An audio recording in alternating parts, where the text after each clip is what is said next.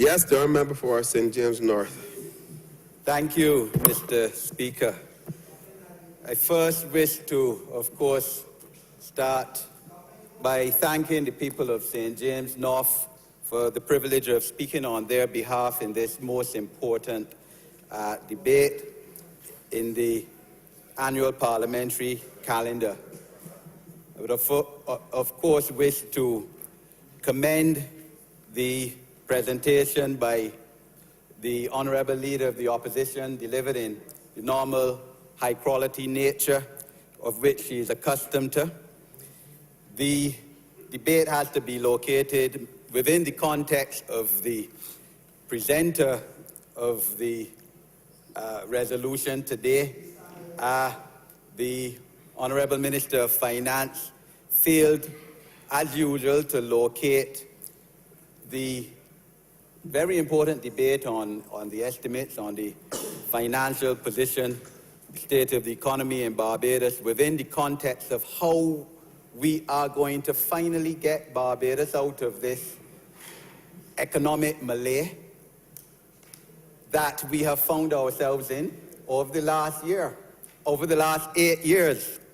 How are we going to, as is our duty, seek to develop the people of this country after the position we have found ourselves in under this Democratic Labour Party government? Neither of the two presenters on the government side so far have addressed those issues. These estimates presented to Parliament clearly demonstrate the incompetence of the Democratic Labour Party cabinet, led by the Prime Minister. They reflect a government which has presided over an increase in debt to GDP ratio of over 140%. Revenues collected up to the end of January this year have decreased by 2.5% from the current revenue from the same period in the previous fiscal year, while current expenditure up to January 31st this year again has increased by 7.5% from the current expenditure for that same period in the previous year. The estimates presented are therefore by any stretch of imagination unrealistic.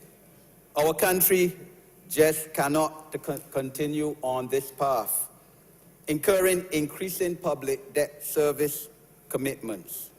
The bottom will fall out at some time.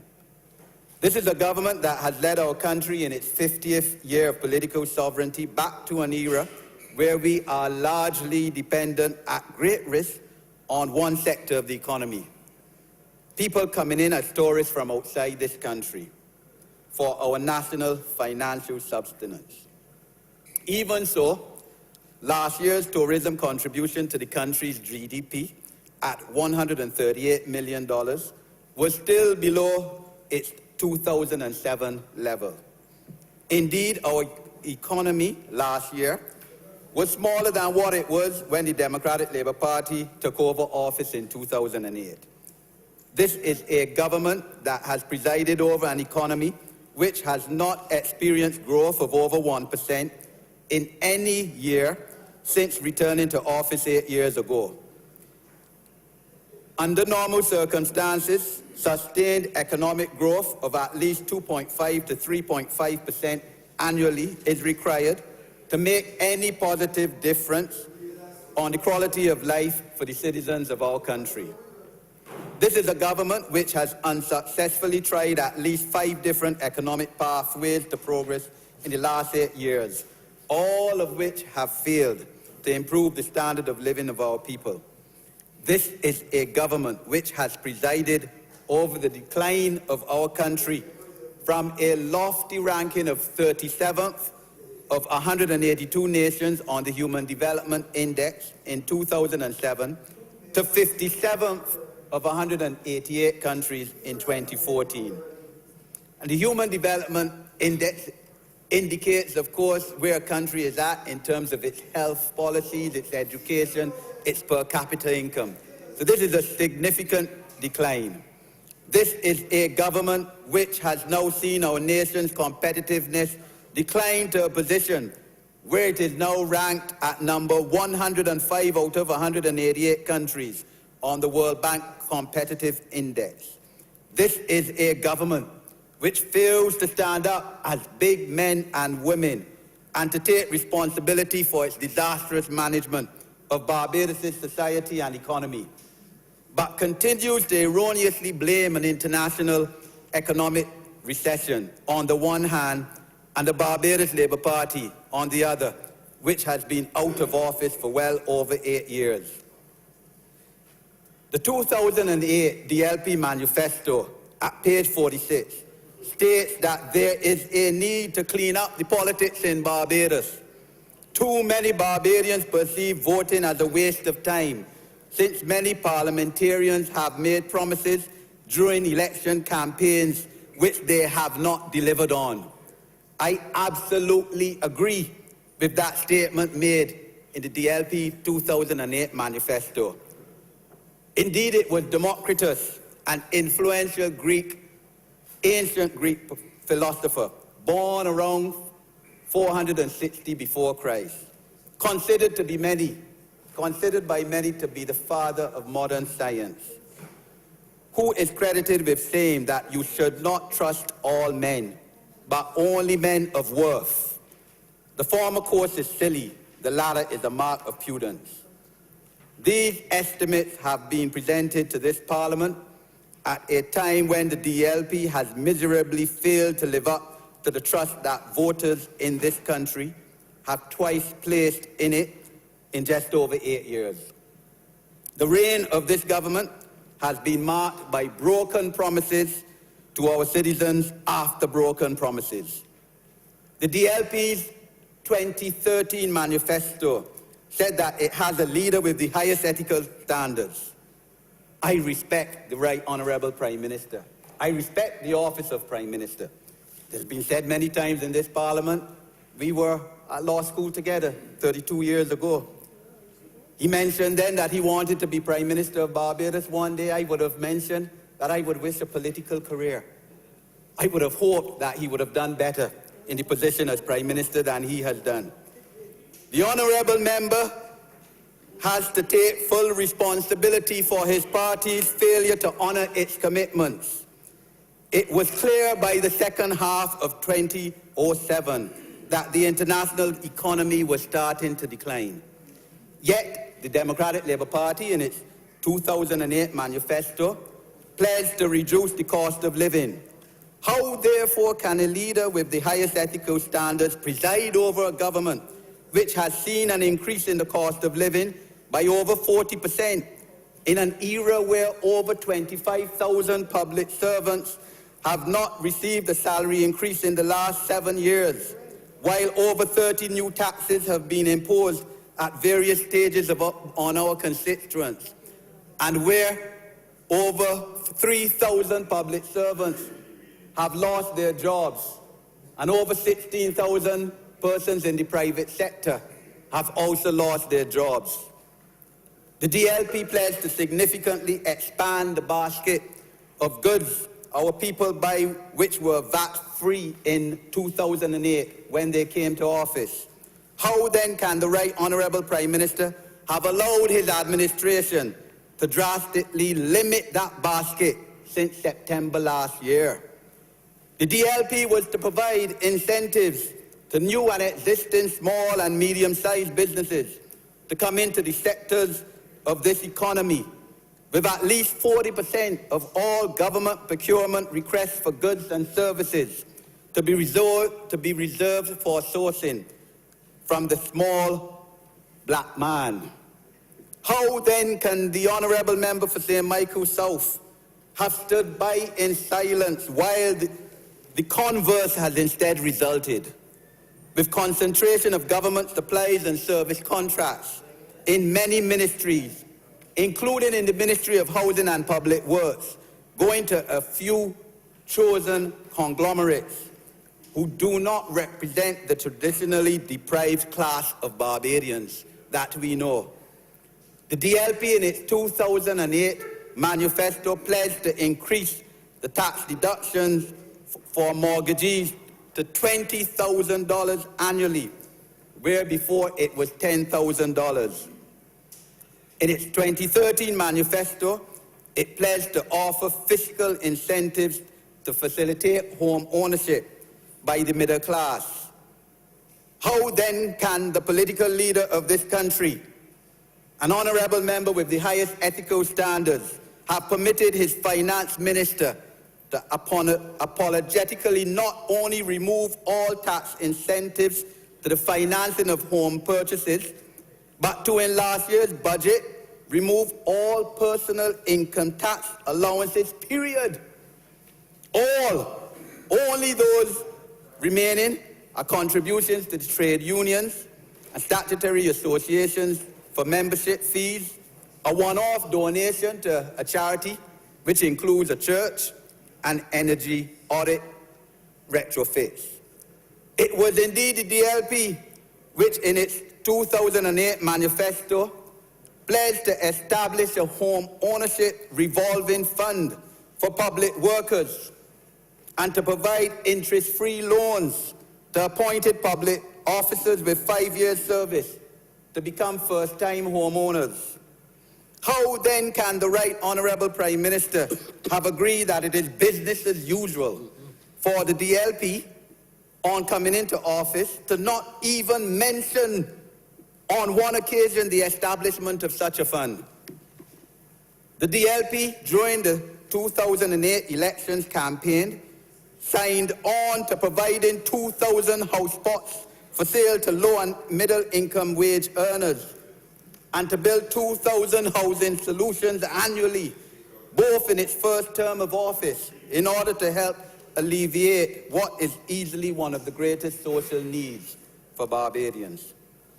It has failed miserably on these promises, just as it has failed, as demonstrated by the Minister of Housing's pronouncement last month in its promise to provide, at that time, 500 lots in 5 months at $5 per square foot for first-time homeowners, when it said at the time in 2008 that those lots have already been identified. But yet last month, the Honourable Member for St. Lucie, still speaking about now providing these lots for the first time after over 8 years gone. The DLP, in a naked canvas of public servants in 2008, promised duty-free access to personal vehicles for teachers, for police, for nurses, and for firemen. How then can the Right Honourable Member for St. Michael South, a leader with the highest ethical standards, allow his government to completely renege on this pledge since coming into office? In education, the DLP, in its 2008 manifesto, committed to the people of Barbados that it would extend the textbook loan scheme to include primary schools. Quite the complete opposite has occurred. We haven't heard about that since they came into office. And indeed, the existing textbook loan scheme to secondary school students is now in a crisis stage. The DLP pledged in 2008 to revise the secondary school curriculum to meet the needs of modern Barbadian children. So therefore, family life, education, ethics, civics, life skills, information technology, art, music, drama, all of which we on this side agree ought to occupy a position of greater emphasis in our school system for children. But all of them were to be features of more prominence in our schools across the island. However, what do we have instead? No curriculum reform emanating from the Ministry of Education, headed by the Honourable Member for Christchurch East Central, since 2000, since the year 2000 when the Honorable Leader of the Opposition was Minister of Education. What we instead have at the Education Ministry, provided by that Honorable Member, is certainly the appearance, even in the opinion of some of our teachers' unions, of the advancing of the cause of narrow partisan political allegiance. That is all. This has been demonstrated, for example, according to at least one teachers' union, in the appointment of over 400 primary school teachers, just over 400, 416, I think it was released in September last year, when after over 700 were promised appointments 2 years ago, previously by the Honorable Education Minister. And allegations of pure partisan political decision-making in the appointment of many of these 400 teachers. We have seen no movement, Mr. Speaker, on the DLP's manifesto pledge to raise the school leaving age to 18 years old. And a significant body of our young people continue to leave secondary school without any real hope of embarking on a meaningful career path as they move into adulthood. This is sad, because one thing that any government of Barbados should commit itself to is to provide hope and opportunity for our young people, because they are our future. After all, over 40% of our young people continue to leave school at age 16 years old without any marketable certification whatsoever. The DLP has failed in its promise to create a socially balanced nation, with the estimates being vowed to be transferred to the Barbados Community College declining in this coming financial year by $700,000. At a time when you need to expand the student intake and courses at that institution.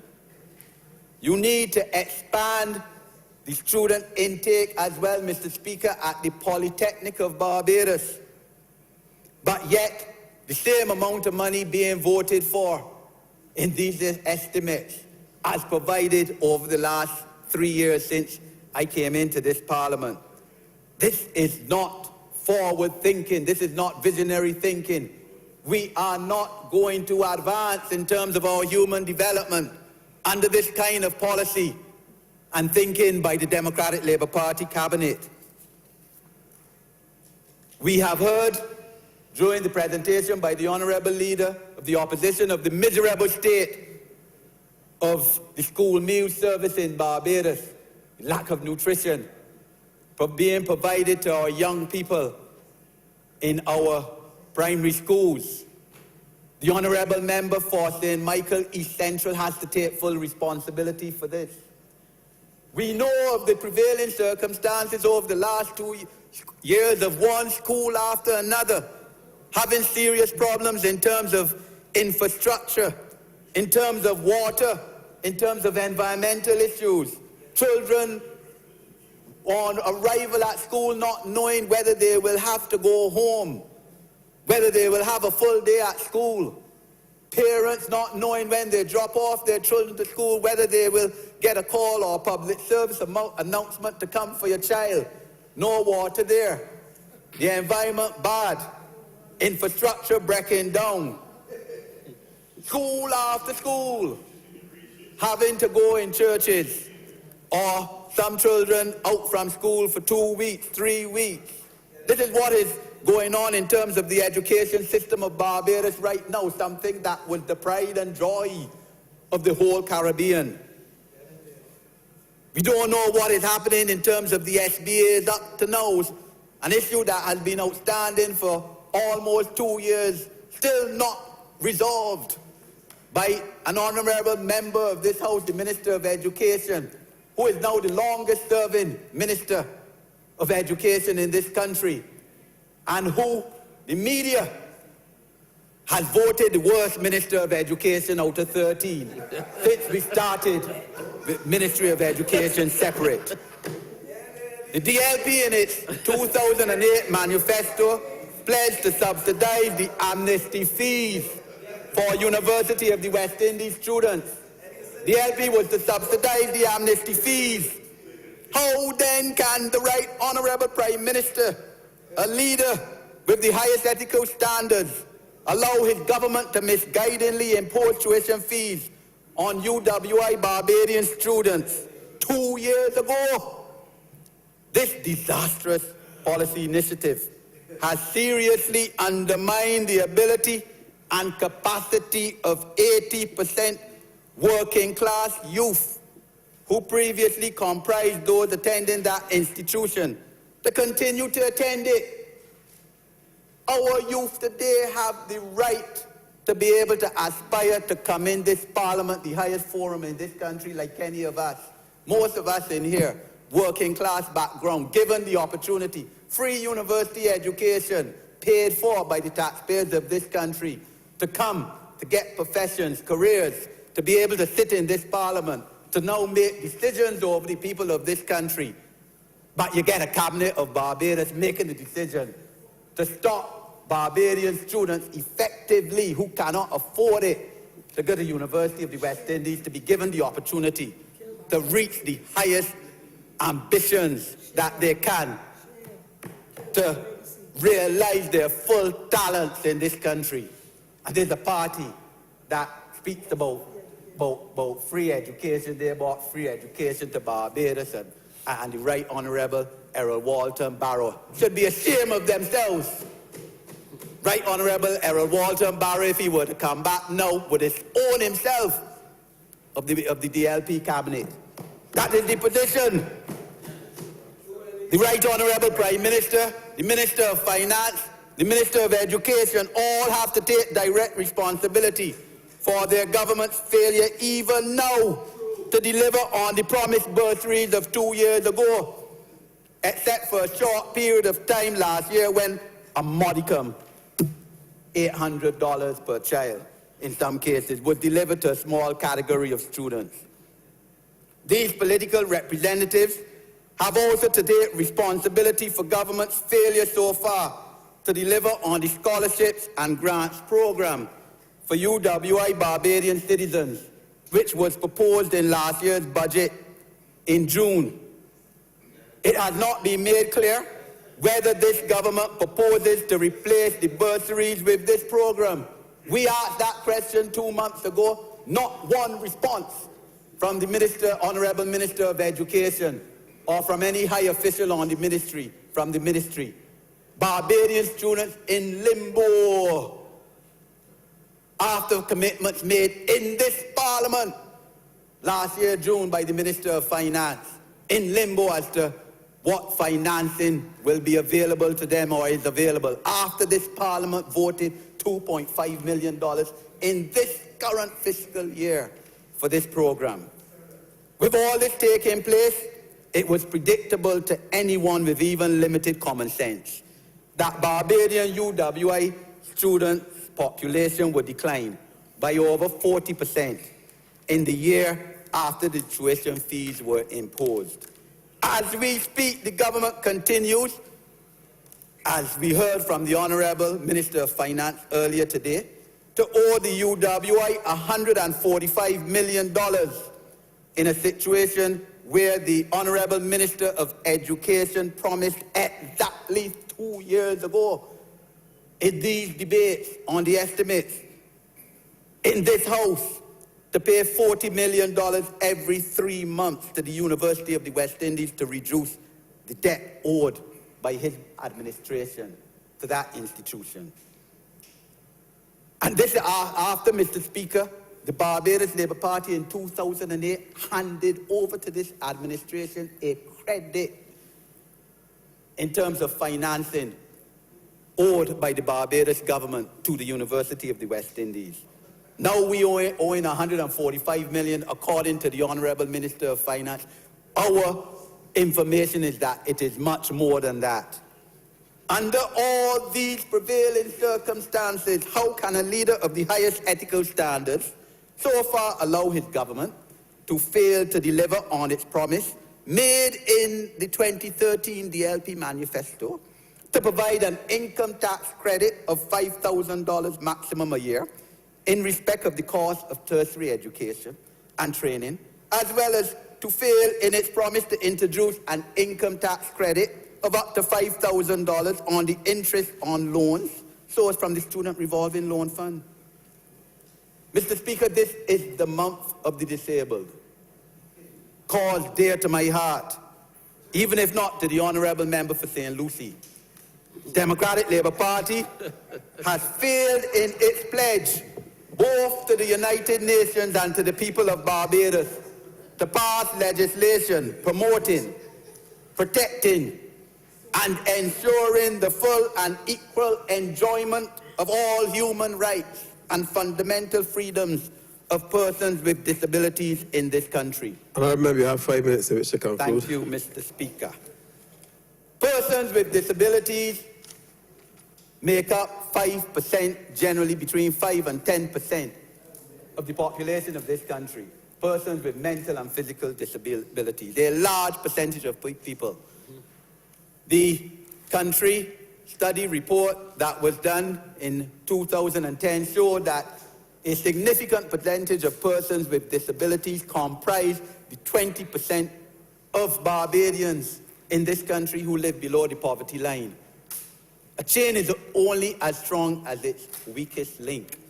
A government must feel that it has an obligation to those who are the most vulnerable in society. Persons with disabilities fall within that category.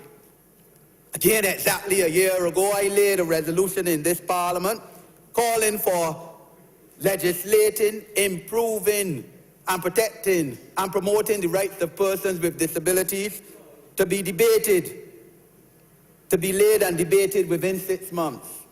No such debate has been called. No such legislation in draft or otherwise has been laid before this Parliament.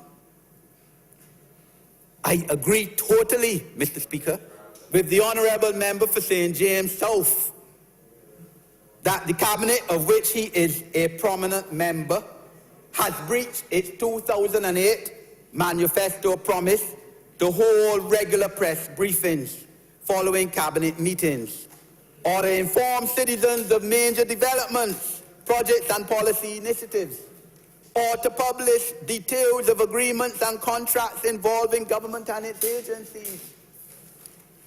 Besides that honourable member and one other member on that side, there's the veil of secrecy over this government and its dealings.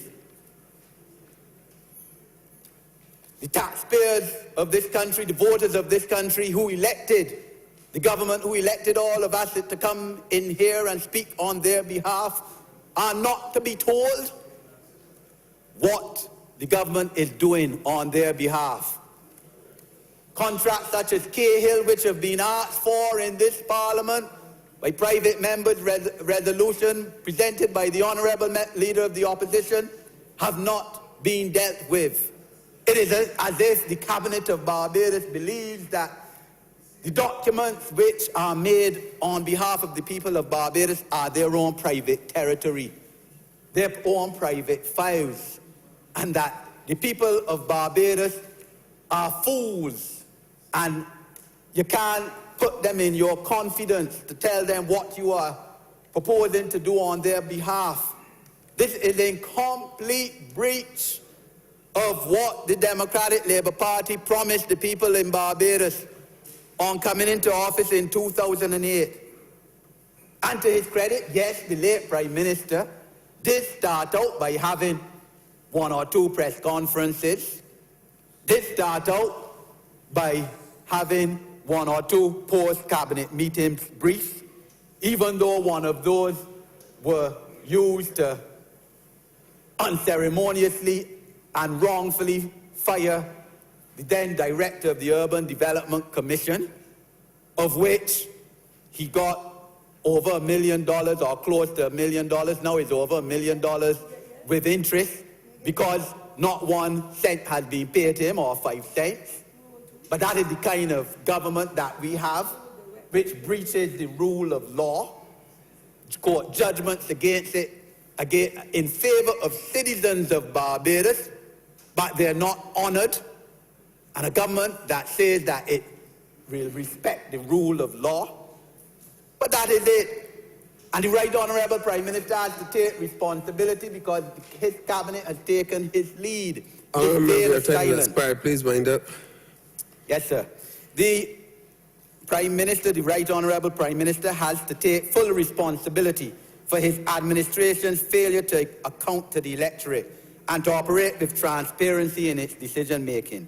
The immigration biometrics regulations of which the Honourable Leader of the Opposition spoke, and which the Right Honourable Prime Minister himself has signed into law, is just one of numerous examples of abysmal governance under which Barbadians are suffering under this Democratic Labour Party. A persecuted individual would have terminated any other relationship long time ago where their partner has broken so many promises made toward them in the first place to enter into a relationship with them. Unfortunately, in this case, Mr. Speaker, our constituents have to wait to the end of a 5-year term to do likewise. I'm obliged to you, sir.